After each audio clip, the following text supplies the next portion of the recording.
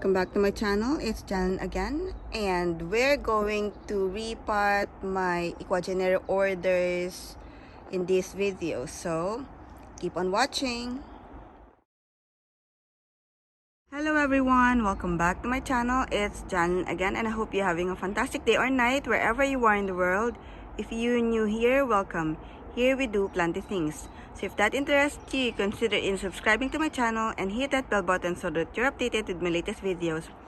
So today guys, the sun is shining bright, so I thought of doing the video here outside in the garden. And I'm going to show you an update on how my Ecuagenera orders looks like.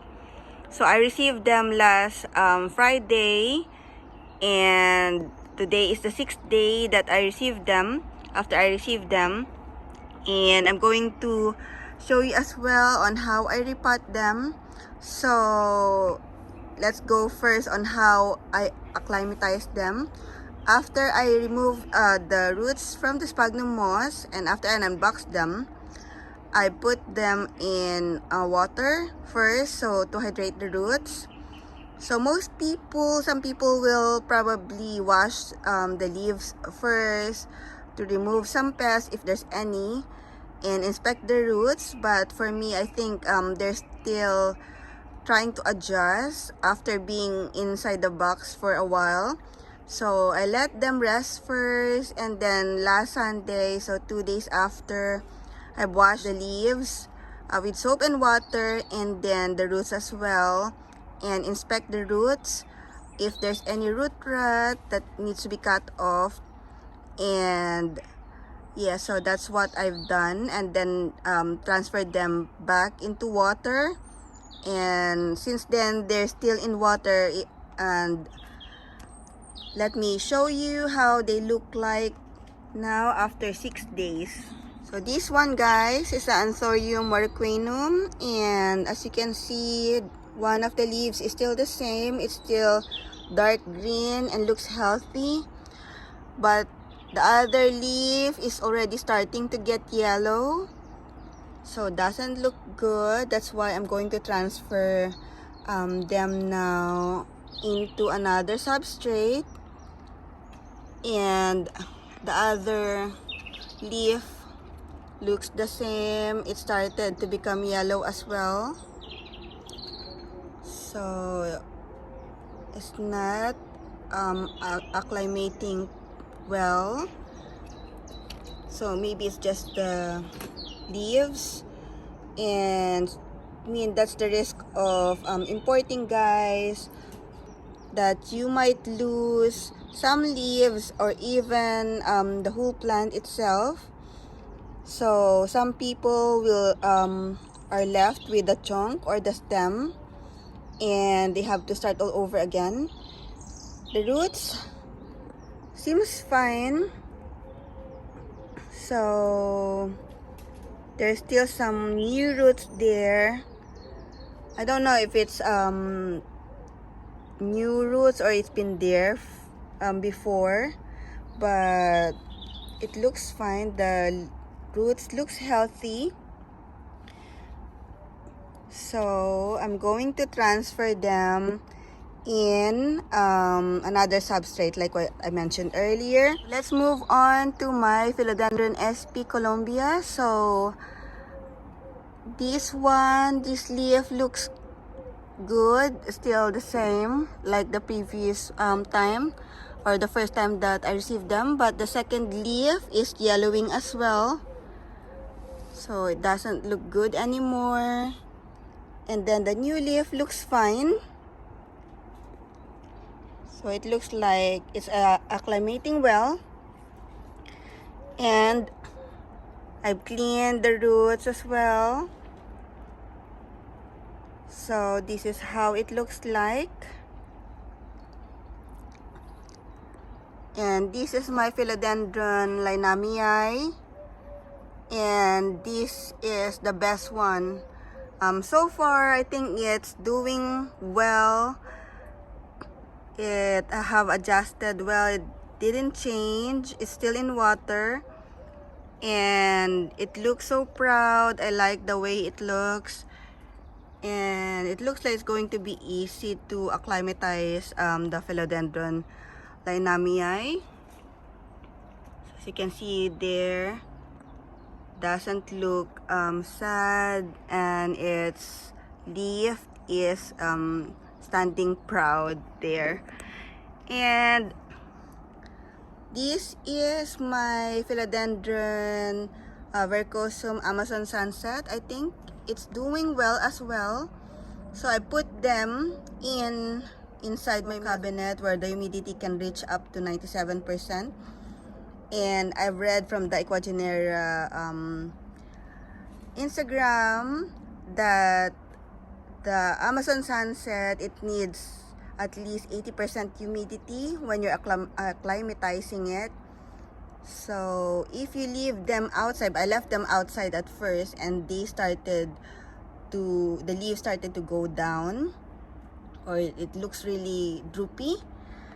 And when I put them inside the Milsbo Cabinet, it started to perk up.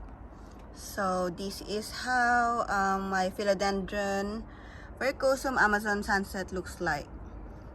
So, and then I have another extra here. So this is my Anthurium Magnificum cross hybrid with Crystallinum from the Rare Plant Shop. And I'm going to repot it today as well with my Anthurium Warocqueanum.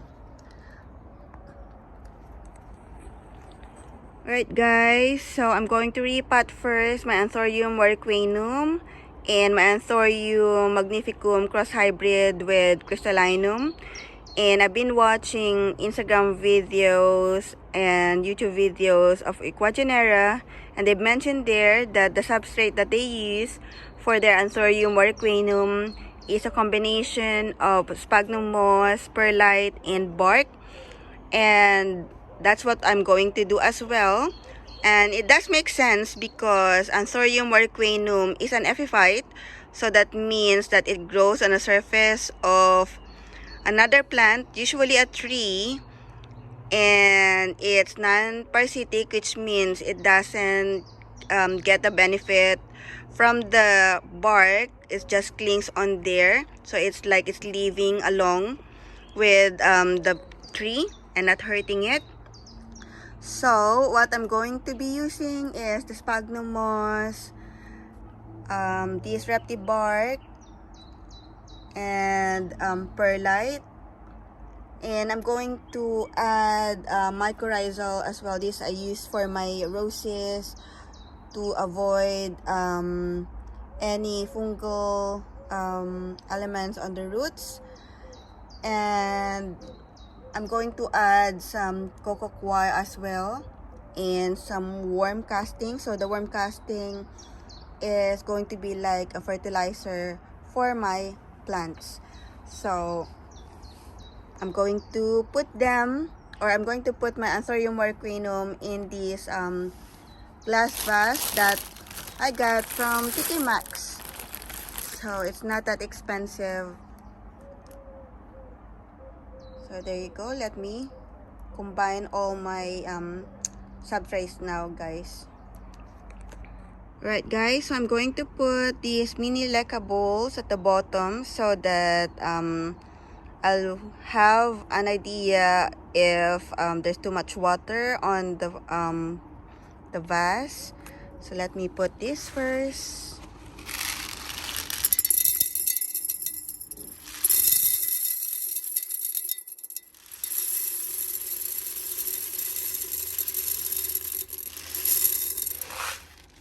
So this is how it looks like.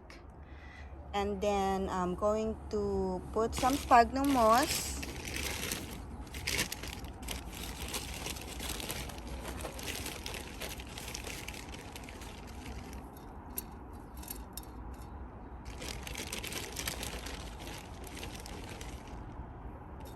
So let me put some perlite.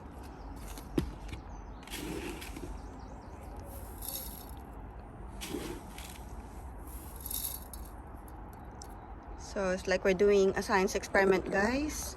I'm just going to mix it.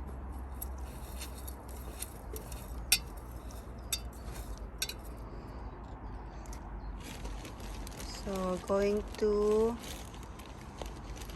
add more moss and then some bark.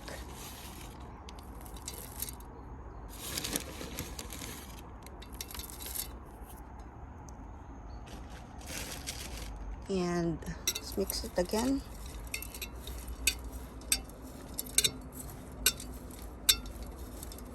Let's mix it again.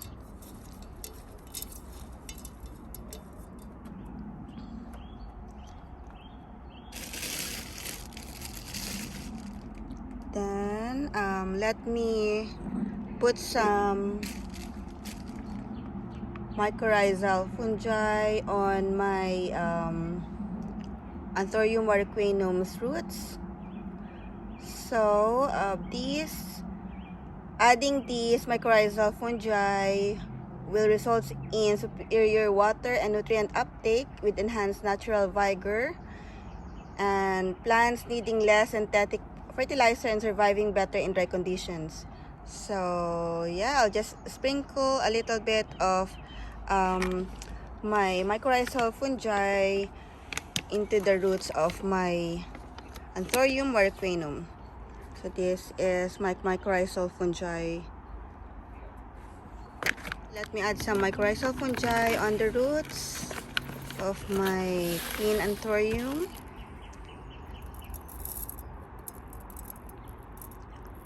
This is how it looks like. You can see there, guys, that the roots already sitting on top of the sphagnum moss with perlite and bark. So this is a better view how it looks like. So I'm going to add a little bit of worm casting where the roots are sitting so that it'll get some fertilizers. Alright guys, so there's the worm casting and I'm going to put the roots on top of it.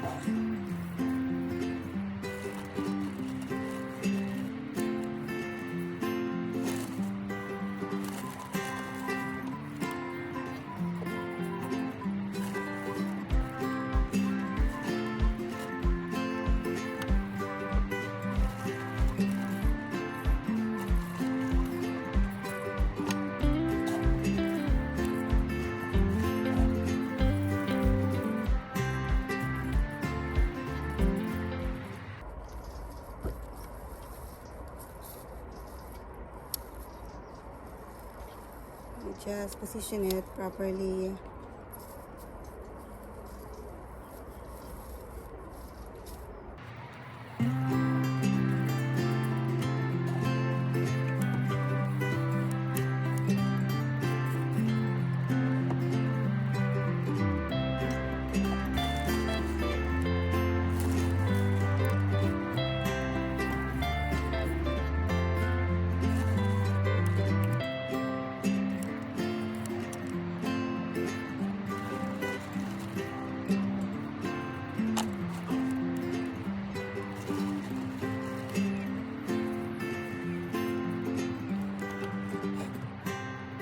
Guys, so this is how it looks like now. It's like a cocktail of sphagnum moss, perlite, bark, and leca at the bottom, and then I've added cocoa as well in the mixture. Then I'm going to put water in it so that it'll get hydrated, and yeah, let's observe how it will acclimatize with this substrate. So yeah, it looks good. So hopefully my Anthurium Warocqueanum will survive with this substrate. So I'll do the same with my Anthurium Magnificum x Crystallinum, and I still need a glass jar for that one. So this is the one that I'm going to repot first. So there you go, this is how it looks like. Alright guys, so I'm just going to water my newly repotted Anthurium Warocqueanum with water mixed with 1 ml of the LGL or liquid gold leaf. So I put 1 ml of the liquid gold leaf into 1 liter of water, and let me just water it.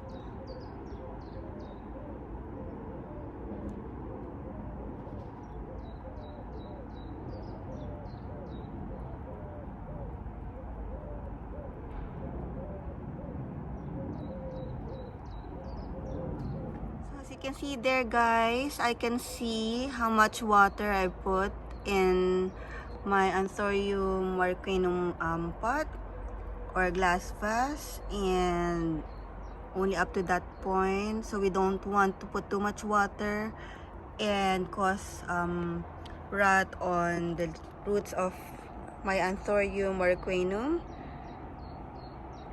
And there it is. So as we can see, it's not too compact because of the bark as well. So there's some kind of aeration going on inside. So there you go.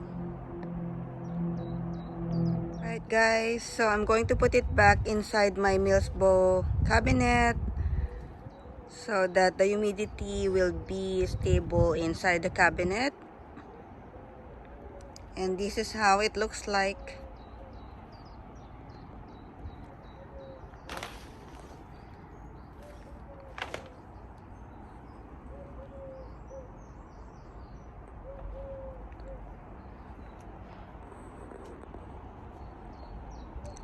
So there you go guys. So we have repotted my Anthurium Warocqueanum, and I'll show you in the other videos how I will repot my other plants.